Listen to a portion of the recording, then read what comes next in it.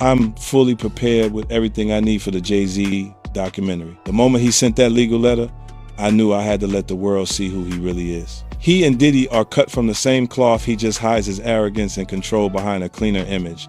Our feud has lasted 20 years, and I know better than anyone what he's done in the shadows. I even suspect that so-called funeral bouquet wasn't Diddy's idea at all, but Jay-Z acting on his behalf. Back when Nicki Minaj posted that video of him wearing a pink wig, all I did was repost it, and he got so nervous he had his lawyers threaten me. In 2015, Nicki worked her ass off helping him build his platform, and he allegedly pocketed her $7.9 million in royalties. And then there's his fingerprints all over key incidents through the years, whether it's the elevator footage or the guest list at Diddy's parties. He was involved, clearly, but somehow he always walks away untouched. That's what he's best at, pulling strings behind the scenes while pretending to be spotless in public. And now that a corner of the darkness has been ripped open, I'm not stopping. Everything my team and I are doing isn't about attacking anyone, it's about making sure the truth can't be buried by him ever again. Jay-Z ain't answering the phone? He ain't answering the motherfucking phone. Yeah, it's like this, like We had a black billionaire's lunch. black excellence, they're sitting there like, yeah. It's the billionaire brunch, you're like, I hate you, man. And we here together and we gonna keep staying together. We getting tighter. unaware of anything going on here. This is the one time I'm gonna be with you this year. Yo, I feel like I'm normal again. Get me out of here. Jay-Z is running for his life after 50. Has allegedly leaked what his private correspondence with Diddy has been like. This is not good news for Jay-Z because he's long been alleged to have done some truly horrific stuff with Diddy, and now it's all coming to life. Sean Carter aided and abetted or was directly involved. It's about to get real tense, and there's a lot of girls and boys who are still trapped inside them. In interviews, 50 said he never took part in Diddy's inner circle. He explained that certain invitations and situations made him uncomfortable long ago, and that distance is why he feels confident speaking now. When the allegations became public, 50 said he learned about them the same way everyone else did through the news. But none of it surprised him. Jaguar Wright explained that Jay-Z is worse than Diddy. She explained how Jay-Z has done worse things than what Diddy did to Cassie to other females.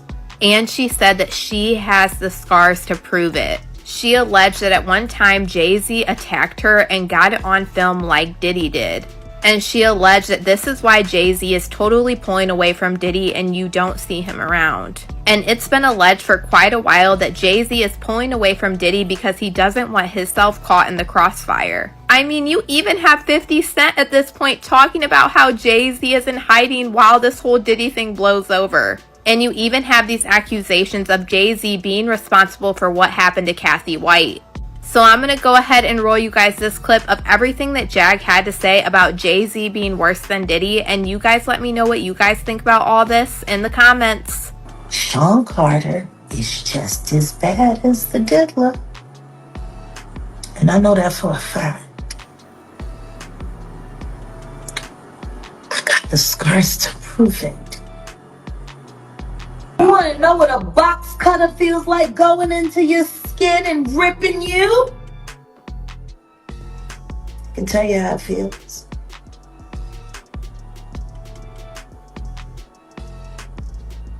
Y'all ain't seen shit yet. That Cassie shit, that's nothing. I'm saying Sean Carter remembers everything he did to me and he's got it on tape.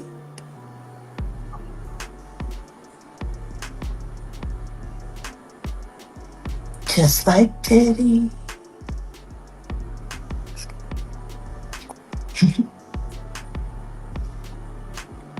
And they're gonna be crazy. It's gonna be the women that give them in the end. As the investigation grew, attention slowly shifted to Jay-Z.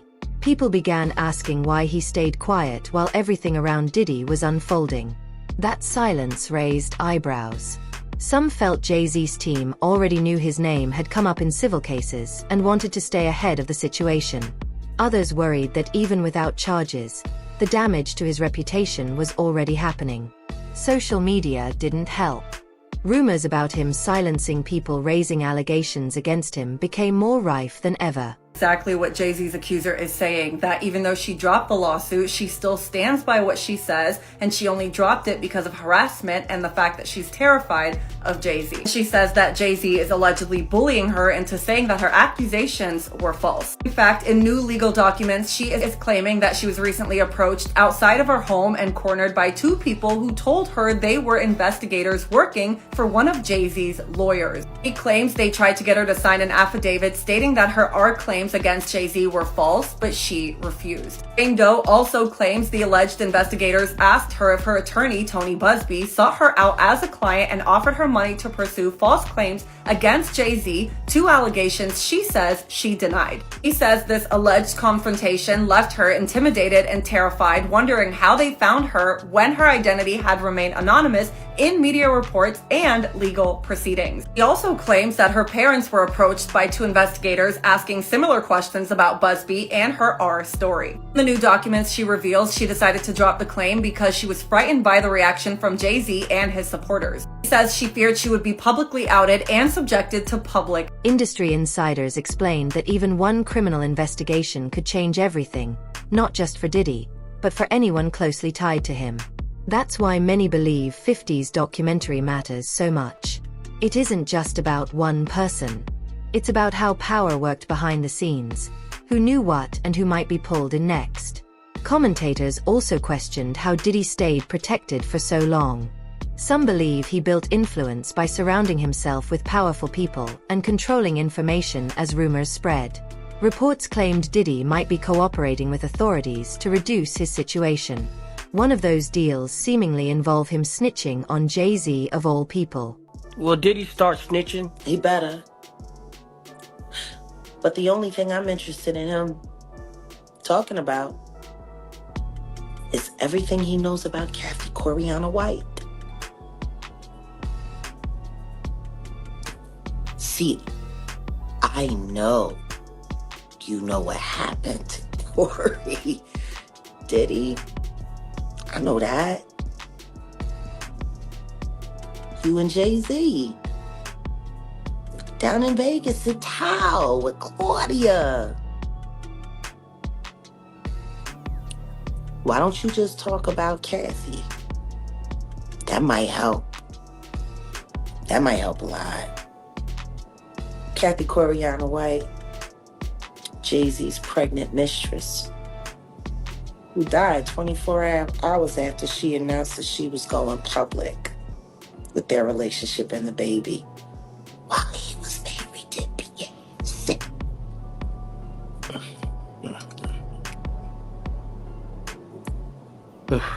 Was it an aneurysm, Diddy? Or are you the one who paid the same coroner that you...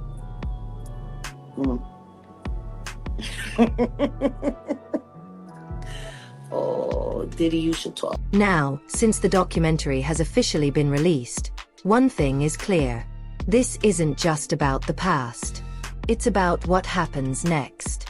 Every new detail brings more attention to the people who stayed silent, especially Jay-Z. This renewed limelight on Jay-Z is particularly important because he and Diddy go way back. Gene Deal in particular didn't hold back when he was asked about Jay-Z's relationship with Diddy. This came after Jay-Z's lawyer made a statement saying Jay-Z and Diddy were never really close. From Gene's point of view, that claim didn't add up at all. How close was Diddy and Jay-Z? They was close enough that they wasn't playing basketball, they wasn't playing baseball, they wasn't playing football, and they wasn't playing hockey or soccer for Diddy to come on stage, pat him on his ass, and then make the statement to people in the world that can't nobody call me Sean but Jay-Z. Now, I don't know what kind of statement, and I can't say, I wish I could say half a homo, but I know I can't say it, but I don't know what kind of half a homo that is, and you trying to say that you're not close to somebody.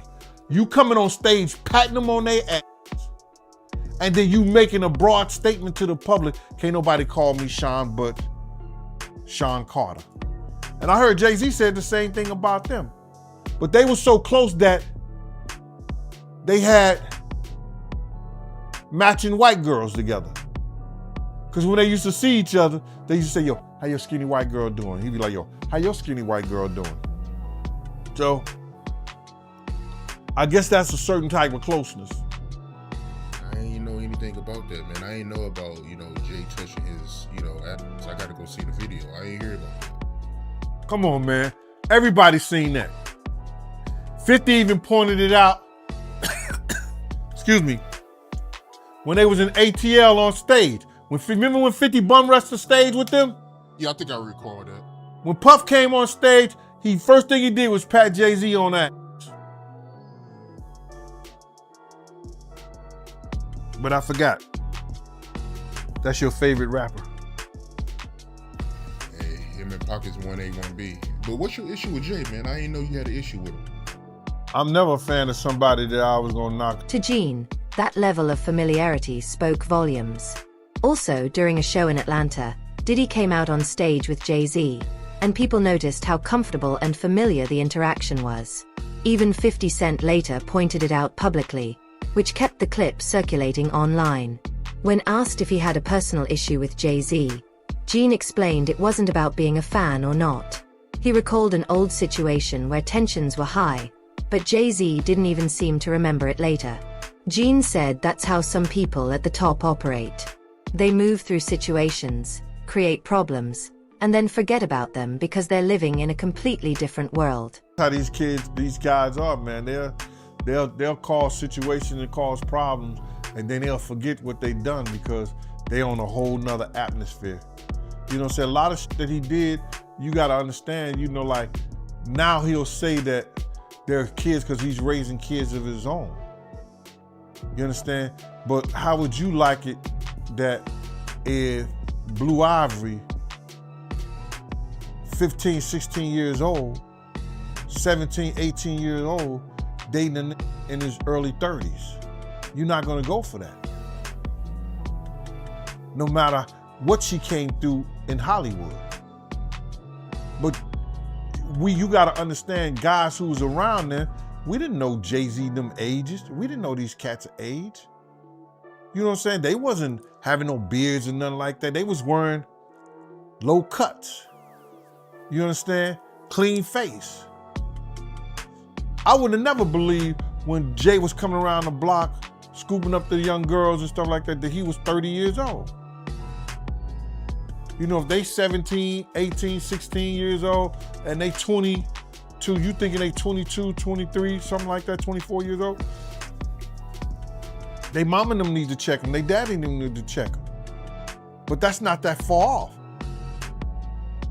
But for somebody to be 30 years old in their 30s and they dealing with kids 16 years old, 17, 18 years, now that's a problem, that's an issue. And now he see that because he's raising kids. And he got a young daughter. I think he got another daughter that he didn't claim and now he claiming them. These cats was doing a whole lot of stuff that people in the industry won't speak on. And then now that you're speaking on it and it's becoming where is that you can get on YouTube and you could talk about this shit and say what you seen or say what you heard, you understand, or what you know. Some people look at it being a problem. But these cats ain't street cats. Dame Dash, Jay-Z's former best friend, also recently spoke about the serious accusations surrounding Jay-Z. And what stood out to him the most wasn't just the claims themselves, but how people were reacting to them. Dame said he had never seen Jay-Z face this kind of public scrutiny before. For decades, Jay-Z seemed untouchable, especially in mainstream media. This time that protection didn't seem to be there. It's odd to see him in that, getting looked at in that way by white people. Like Jay does, yeah, like I hope that shit didn't happen, but I'm like, damn, they turned the world Like, people on a certain level have been fucking with him a certain way where he couldn't do no wrong for like 25 years straight. This is the first time he's not getting a pass with white media. You know, like, he can control black media because a lot of them either work or do business with him. You know, but like, you know, Drink Champs can't get him out of this one. And neither can Charlemagne. Because, you know, those are the guys that hold him down no matter what he does anyway. So he got to get to People Magazine and Entertainment Tonight right now, because they on his head. But the question is why? Like, why now? You know? Because for me, I'd be like, yo, that's so ridiculous. Yo, take that to trial. You're not going to win. Let's get a deposition or something. You know? So I don't know why they on his head so much. Pause. But I never seen him, you know, under this, you know, I never seen him in this position to have to explain himself. Pause. How you feel about the statement he came out with? I mean, I didn't hear him say anything. I heard a piece of, you know, like I said, for me, I like, you see, I'm doing an interview, so I talk. I thought it was long. For a statement, I thought it was long, pause. But, you know, I think right now, his silence is the worst thing for him. If he is innocent, he needs to let people ask him questions, and he needs to be able to say his side of the story, as opposed to letting that. Dame also criticized the decision to distance Jay-Z completely from Diddy. He felt that saying they were never friends was an extreme choice of words and would likely cause backlash. I don't think I would have said that he didn't know Puff at all or wasn't his friend. I thought that was a little extreme. I thought that was the wrong choice of words. I think that's gonna trigger a lot of backlash. But the thing is, I never seen him get backlash at all. So that's what I'm saying. Now he getting backlash. Like, when did you know Jay-Z to be on his heels other than when he got beat up in the elevator? But that was nothing. But I've never seen him under the fire ever. Not in a long time. Not like, I've never seen people on his head like that, Paul. Ever. Yeah, this might be my first time seeing people come at him like this. Like I said, I didn't hear him say anything. Like, I'm not some white man speaking for another black man doesn't add up. It just doesn't work like that. Like, he doesn't know what to say on Jay's behalf. Jay would have to say that. So if he instructed him to say that, like, you don't even know if Jay told him to say that. He could have got off the stage and they was like, why'd you say that? He was like, I had to. You know, like, he probably said it because homeboy wouldn't. You know what I'm saying? So who knows? Like, I didn't hear him say anything. I haven't heard Jay say a word yet. Have you? Nah, I haven't heard him say anything. There it is. So y'all going by a piece of paper with words, don't get caught up in that. I have not heard him say one thing yet. You know? Until I see him speak, he hasn't spoke to me. That's why I said I don't think he did not say that. His lawyer said it. So what else is a lawyer gonna say? What surprised Dame most is that this is the first time he can remember Jay-Z being pushed into a defensive position outside of a few isolated moments in the past. Jay-Z has rarely had to explain himself. Now, for the first time, Dame says the pressure is real and constant. Now, the interesting question here is why 50 Cent seems so focused on exposing Jay-Z. The history with Diddy alone doesn't fully explain it. According to Tony Yo, the tension between 50 and Jay-Z goes way back, and it's rooted in competition and loyalty. Tony Yao explained that hip-hop has always been competitive. Artists clash, egos collide, and things can get intense. But at the same time, there are moments when people grow up and move forward. He pointed to a recent show where 50, performed with Drive Dre and Cameron, showed up and joined him on stage.